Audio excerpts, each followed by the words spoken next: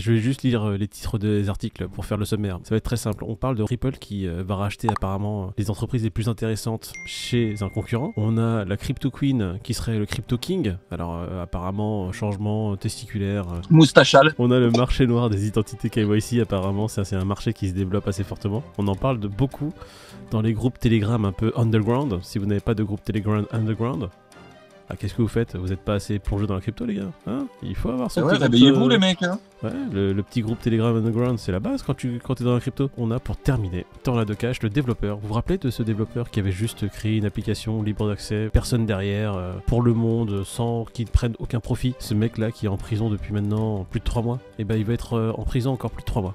Lui, il a juste créé une application, une ligne de code. Il est en prison, Sam Bankman, il arrête des millions de personnes, il a pris de l'oseille, il y a des preuves dans tous les sens, il a rasé des partis politiques. Il est aux Bahamas. Là, il a fait ça en totale transparence. Il est en train de siroter un Mai Tai. Le gars qui a créé Tornado Cash, est-ce qu'il a aidé les démocrates aussi? C'est ça. Bah, il est con lui aussi, putain. Est-ce qu'il était transparent, hein, bon. Pourquoi il a pas aidé les démocrates, hein? T'es con toi aussi? Bah il voulait, mais il a pas eu le temps. Est-ce qu'on a déjà un motif pour le fait qu'il rajoute 3 mois Puisque pour le moment, le pauvre gars, c'était quoi? Il a été incarcéré en août, c'était jusqu'au 22 novembre, et puis arrivé là, ils reconduisent de 3 mois l'incarcération. Sur quel motif? En fait, il a fait appel et ça a été rejeté, donc il reste. Le truc, c'est qu'ils disent pas quand est-ce qu'il est censé sortir, c'est ça qui est flippant. Ah non, il n'y a pas de date de sortie. Pour l'instant, ils ont dit que le truc est repoussé de 3 mois. Apparemment, sa sortie qui était prévue le 22 novembre. Bah là, il va rester jusqu'en février. Et lui, il n'y a pas d'histoire d'extradition, sachant qu'il est russe, le mec? Justement, s'il sort, c'est pour aller faire la guerre en Ukraine, quelque chose comme ça. Ah ouais, c'est tu perds ou tu perds, quoi, c'est ça. Carte chance, pas de chance. En fait, il disait que s'il sort de Zonzon, bah, comme il est de nationalité russe, il serait sûrement appelé au front. Donc, En fait, la Hollande lui rend service, c'est ça l'idée. Les Pays-Bas, en fait, ils sont là pour l'aider, quoi. Là, entre rester en prison ou aller faire la guerre en Ukraine, qu'est-ce que tu préfères? Dans une prison hollandaise, tu préfères quoi, Peter? Le choix. La question est vite répondue. Il paraît que les prisons hollandaises sont pas si mal. Bah, t'as des grosses apparemment à l'intérieur, donc... Attends, je déconne, je vais me couper. Hein. Ça doit détendre les détenus, mais enfin bon... Je vais me couper, ça et tout. C'est un des pays qui ferme ses prisons. Justement parce qu'ils n'ont pas assez de délinquance. Donc ils ont vraiment trouvé que ses quotas à lui pour lui casser les couilles, mec. Les prisons, ils en font des hôtels maintenant. Ils en font des hôtels de luxe, là. C'est assez étrange qu'ils souhaitent le garder autant, alors qu'il n'y a pas de charge concrète contre lui, si ce n'est que... Voilà. Ton truc, il aurait dû peut-être servir à faire du blanchiment d'argent. Non, c'est pas comme si tu le disais tout à l'heure, on a toute une bande d'escrocs qui ont ruiné tout le monde et qui sont là en train de faire des tweets et qui jouent à des jeux en ligne et qui sont là en totale détente. Il y a Sam Bankman qui m'envoie une invitation pour Warzone. Depuis... je crois que je vais y aller. Il paraît qu'il est déjà Prestige 3, tellement il a du temps. Bah, force à lui, hein. Alexei Pertsev, on va pas écorcher ton prénom. T'es déjà écorché un peu dans tous les sens, donc on va respecter un peu ton nom et ton prénom. En tout cas, tu vois, si on continue sur des trucs un peu sombres, on a un nouveau type d'escroquerie. Ces gens-là aussi devraient se retrouver en prison, hein, parce que si Tornado Cash, lui, Alexei Pertsev, il y est, il le mérite tout autant. Un marché noir de KYC. David, vu que t'étais dans le milieu, qu'est-ce que tu peux nous dire sur ça? Marché noir, t'es dans... Vu que t'étais au Bahamas le week-end dernier, comment ça se passe? Bah écoutez, moi, quand j'étais dans ce milieu-là, c'est vrai que...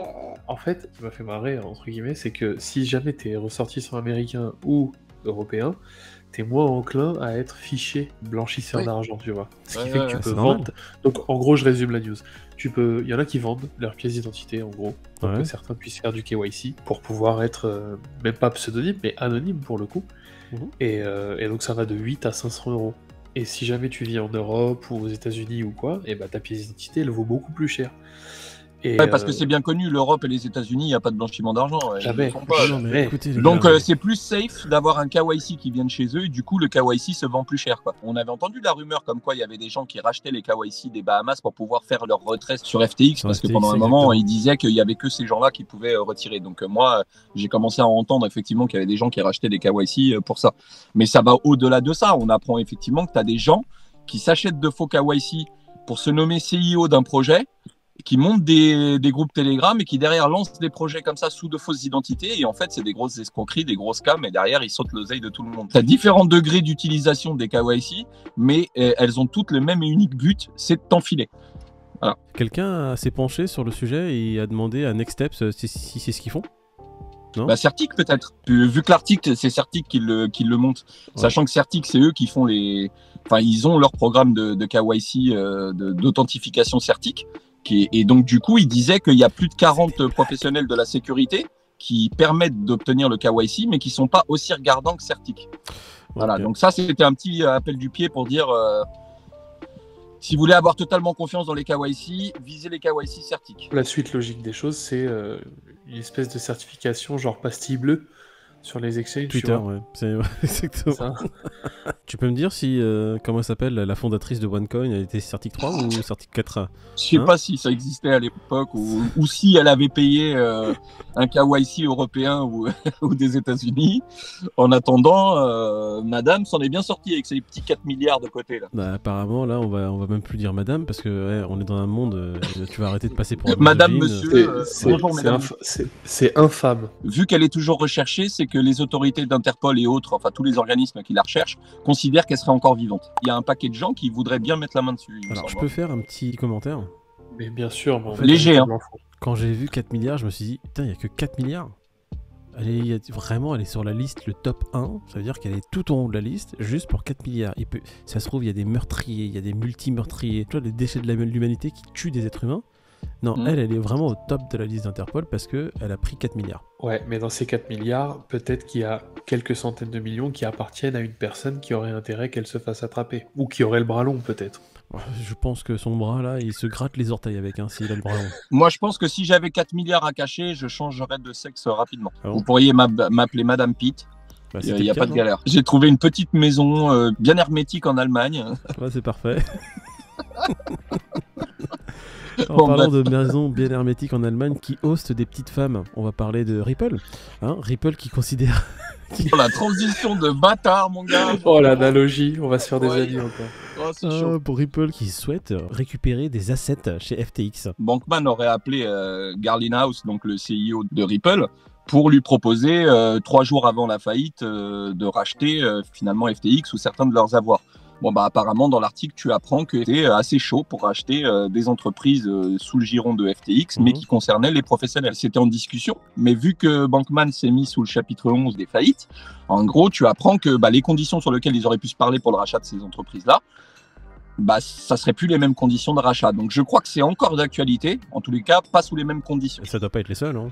Il doit y avoir comme quelques grosses boîtes qui sont en train de lurk, tu vois, qui sont en train de regarder. C'est pas Justinson là qui est dessus là, le mec de Tron. Hein. Il serait aux Bahamas encore en train de négocier pour FTX. Hein. Écoute, Justinson, j'ai l'impression qu'il est chaud sur tout et n'importe quoi, le mec. Tu vois, c'est le genre de mec qui arrive. Les gars, je suis chaud, mais je l'ai pas vu faire un mouvement depuis qu'il dit qu'il est chaud. Pour un mec qui a pas spécialement le cul propre, je trouve ça abusé que de se mettre devant les projecteurs et tu sais et de faire un petit peu le gars qui veut racheter ou quoi au casse. Il s'est beaucoup exprimé depuis justement les fights successives, depuis le Luna en fait. Il s'est exprimé énormément. Sauf que il aurait mieux fait de la fermer, je pense. Ouais, mais surtout en fait, si c'était pas exprimé, ça aurait rien changé parce qu'il a rien fait en fait. Il a juste parlé. C'est ça, complètement. Il s'est dit, regarde, CZ, il parle beaucoup, il influence tout le monde. Il s'est dit, moi aussi, j'ai du poids, je vais commencer à faire des petites annonces. Il n'a pas eu le poids de l'annonce qu'a fait CZ hier concernant Coinbase quand il a commencé à dire qu'ils n'avaient pas autant de BTC qu'ils l'entendaient. En fait, quand il parle, CZ, il tire. C'est-à-dire que soit il met de l'argent quelque part, soit il descend quelqu'un. Il a descendu Non, mais FTX. c'est Cupidon. Il te tire dessus avec une flèche d'amour. Tu vois ou pas? Ouais, mais sauf que c'est une vraie flèche. Ça transperce le cœur et tu meurs derrière. Explosive, mon gars. Ah ouais, laisse tomber. Là, il a essayé de... on va le dire clairement, il a essayé de descendre Coinbase. Et ça n'a pas trop plu au CEO de Coinbase qui a clairement... Enfin, directement, il a répondu. Elle a dit, hey, qu'est-ce que tu essaies de faire là? Oh, calme-toi direct. Il est arrivé, il a dit, hey, on est une entreprise publique, nos comptes sont publics. Ceux qui veulent voir nos comptes, ils sont publics, ils sont là-bas là. Regardez. Il n'y a pas besoin de proof of reserve. Il a supprimé son tweet. Hein. Pourquoi il a supprimé son tweet? Parce que le CEO de Coinbase, il est venu, il a dit, t'as cru que j'étais ta petite sœur ou quoi? Ouais, t'as cru que j'étais Tatchman En fait, c'est ça, c'est la... Calme-toi direct, j'arrive chez Watt. C'est ça, c'est la limite, je pense. Il a voulu s'attaquer au plus gros, il s'est dit, oula. Ah non, mais Coinbase, il est arrivé, il a fait, hey, tu vas te calmer direct. Nous, on est tranquille. Regarde, toutes les réserves sont là. Et apparemment, il aurait vu un article qui disait justement que les fonds de... Enfin, que Coinbase n'aurait pas autant de BTC que ce qu'ils avaient annoncé. Et du coup, il a rebondi là-dessus. Avant de retweeter un article, voilà, non, mais to your own research. Il a fait exprès. Mais non, en fait, son but c'était là et je pense qu'il a vu la limite. Il s'est dit non, là j'en fais peut-être trop. J'ai abusé, j'ai quand même descendu FTX, j'ai essayé de descendre crypto.com, get.io. Ça n'a pas fonctionné pour crypto.com, get.io. Il s'est dit vas-y, je vais continuer avec Coinbase. Il a vu le retour de bâton. Il s'est peut-être dit c'était peut-être trop celui-là. Peut-être trop greedy. Dites-nous en commentaire vers quel exchange il compte s'attaquer dans les prochains jours. Allez, venez, on fait un bet. Quel est le prochain exchange sur Qui va se lequel faire CZ va faire une déclaration histoire de Exactement. le piquer? J'hésite entre Bybit et Bitfinex. Bybit, allez. Je sais même pas s'il les connaît, tu sais. C'est tellement petit, je dis, oh, C'est ça. là, je m'en fous. Parce que Moi, j'aurais tendance à dire Coinbase encore. Ouais. Parce que vu non, qu'hier, c'est un Coinbase, coup il a déjà d'épée fait. dans l'eau et qu'il a peut-être un peu d'ego, l'autre, il n'est pas dit qu'il trouve pas une autre casserole pour Moi, je refouler veux dans la dire- gueule à l'autre. Je vais dire KuCoin. Ah, pas mal. Vous y attendez pas celle-là? Bitcoin, c'est pas très compliqué, mais moi, je dirais Coinbase. Toi, Recoinbase. ça veut dire qu'il va refaire un truc sur Coinbase? Ouais, parce qu'il est comme ça, lui. Ok. Moi, KuCoin. David, c'est Bybit. Bybit, ouais. Kraken, c'est inattaquable. Ils sont trop chauds, les mecs. Kraken, je pense que le mec il va venir directement devant CZ et dire qu'est-ce qu'il y a. Tu veux que je te gifle avec mes preuves de réserve? Avec mes balls de réserve. Tu vas voir. Allez, attends. Ok, c'est validé, c'est parié. Ok, vas-y. On va faire. Celui qui rapidement. perd, il donne de la crypto à la commu. Non, c'est entre nous. Non, paye il un va resto. donner à moi la crypto. Attends. Non, il paye un resto à moi. Parce que À je vais moi-même. gagner. Qui c'est qui nous fait les prix aujourd'hui? Vas-y, David, fais-nous les prix. Le Bitcoin est à 16 441 $. Ethereum, 1157 $. Et voilà, Ah. maintenant on va faire le jeu de tout le monde. Le jeu des enfants, le jeu des petits et grands. Crypto Fear and Greed, les gars. Rappelez-moi à regardez. combien il était hier. Il avait augmenté, je Je crois. sais plus. Je crois qu'hier il était à 22. Il était Ouais. à 24 dimanche. Bientôt Et 38. il a augmenté de 1, je crois. 25 Bon. hier.